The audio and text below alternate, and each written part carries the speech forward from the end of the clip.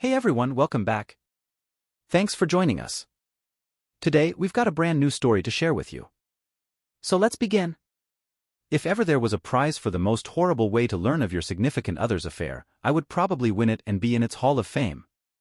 Like so many people in this sub, I suddenly found myself as a member of a club that no one ever wants to be part of. I will never forget the sound of my ex-sister-in-law's voice as she kept saying, I'm sorry, over and over on the phone while I drove home from a week-long business trip. I was confused and had absolutely no idea what she meant, but only after I managed to calm her down somewhat did she inform me that my wife was in the hospital and that I needed to hurry home. My mind went into overdrive as I tried to get more information as well as not crash while I began speeding to get there faster. The only thing she told me was that it was an assault. She then cut the call and wouldn't answer when I tried to call her again. A bit of background. My ex and I met in our mid-20s. It was through a mutual friend at a barbecue. At first, she seemed almost too good to be true. Not only was she incredibly beautiful, but she was also shy and introverted. It took a while for us to officially date, but once it happened, I was over the moon. When we first tried to get intimate, she suddenly started crying. I should have taken this as a bad sign. I freaked out and thought it was something I did, but she apologized the next day and told me she was triggered. As it turns out, 2 years before meeting me, she was in a long-term relationship with a guy who was abusive both emotionally and physically as well as mentally. He would degrade her during their moments of intimacy, then apologize afterward. She had a flashback but reassured me it had nothing to do with me, so we took things slow as she was still in therapy.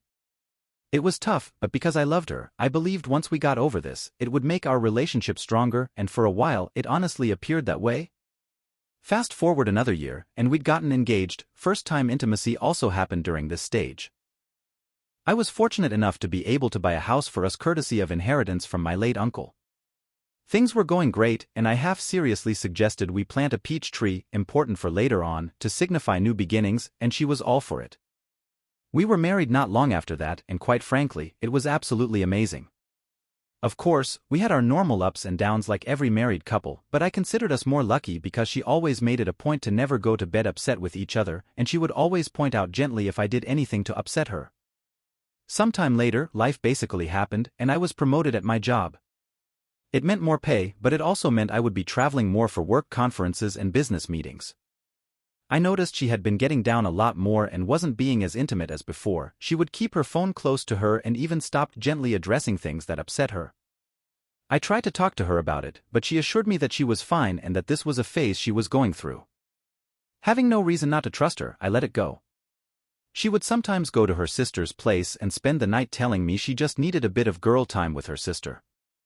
The day I got that fateful phone call was the day she was meant to be keeping her sister company again. I remember rushing into the hospital, barely breathing, and frantically asking about my wife when the world's most understanding and patient police officer sat me down to explain what happened. He told me he was a friend of my SIL, and he happened to respond to a domestic disturbance call. He arrived on the scene to find a couple fighting. The supposed boyfriend was on top of the female, punching her, and she was screaming and trying to scratch him. This didn't make any sense to me because 1.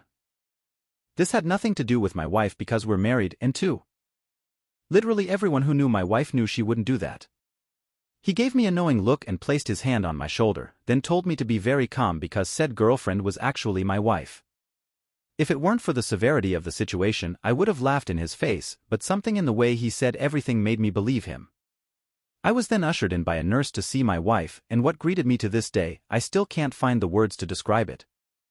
I just stood there for what seemed like an eternity, then a doctor came and explained her injuries to me. The jaw was slightly fractured, her left eye was completely swollen shut, and she had massive bruising covering half of her face as well as 3 broken ribs. Then the doctor dropped another bomb and told me she was pregnant. I still couldn't understand how this happened, but then I caught sight of her sister.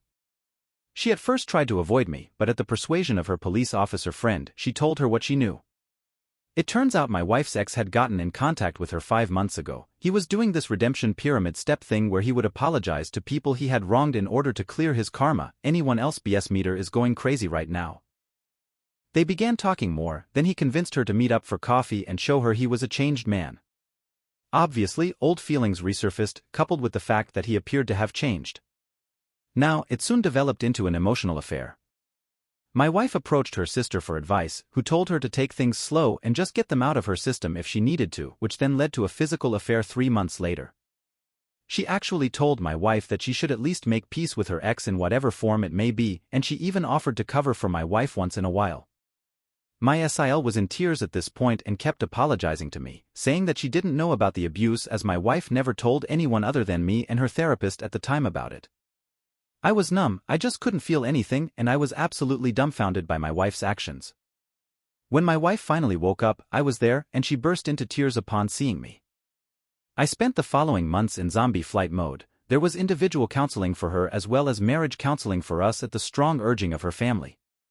In counseling, she was surprisingly forthcoming about how it happened and how she absolutely hated herself for causing me pain.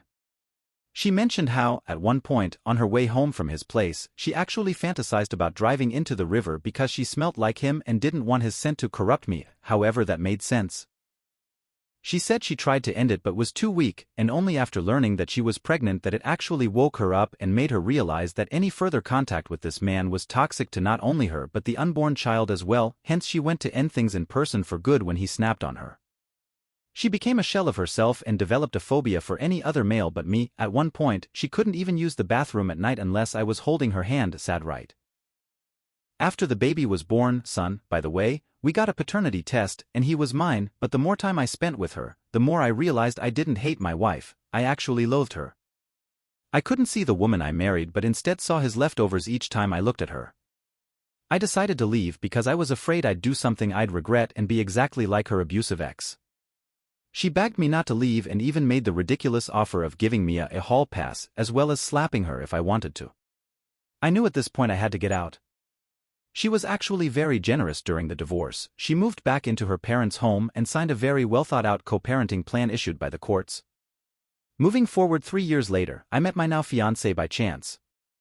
I was in a bookstore with a buddy of mine and we were discussing Egyptian mythology when this beautiful woman approached me to correct me on my pronunciations of the Egyptian gods and cities. Needless to say, I am immensely impressed by not only her understanding but also by the fact that she is Egyptian herself. We exchanged numbers, which eventually led us to date. When I finally proposed to her, it was actually in front of the peach tree I had planted years ago. I got down on one knee, but before I got my answer, she ran into the house and came out with a ring as well. It turns out she was actually planning on proposing herself because she was madly in love with me and she just didn't want any other woman to have me. My son, in all his sweet childlike innocence, told his mother what happened because he was present when it happened. My ex literally showed up that night in the rain, yelling about how I could propose to her, my fiancé, in front of our tree and that this wasn't the end of us.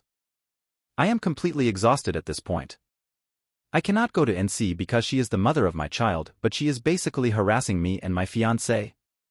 How do I convince her to move on, to get over her fear of men and not force me to get a restraining order? Sorry it was long, but I am really desperate. I wanted to ask a question to the insightful women on Reddit. Something that still bugs me to this day is the fact that she even made time for her ex, who took pleasure in destroying her, only for her to suffer a much worse fate. Is it normal for the abused to want the attention of the abuser even if she might hate him, something my ex said once? Forget to add this in the original post. When my fiancé presented me with the ring that she was going to use to propose to me, she had an engraving on the inner band that stated to my pharaoh, Damn, I love this woman. Thanks for watching. If you enjoyed this video, don't forget to like, comment, and subscribe for more stories like this. See you next time.